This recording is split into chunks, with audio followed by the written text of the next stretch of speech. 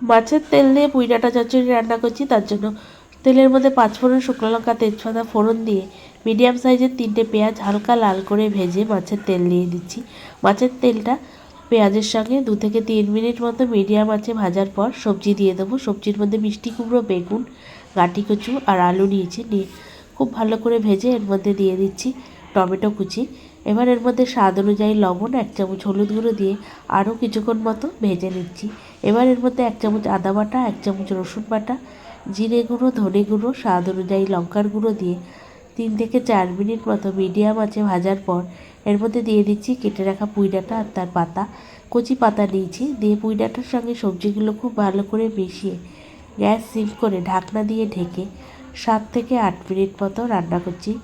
এই ছ্যাঁচড়াতে জল দেওয়ার কোনো প্রয়োজন নেই, সবজির জলেই সবজি সিদ্ধ হয়ে যাবে।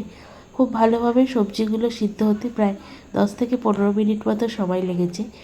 সবজি সিদ্ধ হয়ে এসছে। এবার দিয়ে দিয়েছি স্বাদ অনুযায়ী চিনি দিয়ে বেশ খানিকক্ষণ মতো নাড়াচাড়া করে নামানোর আগে ঘি আর গরম মশলার গুঁড়ো দিয়ে নামিয়ে নিচ্ছি। ঘি আর গরম মশলার গুঁড়ো দিলে অনুষ্ঠান বাড়ির মতো ছ্যাঁচড়ার স্বাদ হয়। তাহলে কেমন লাগলো আজকের রান্না?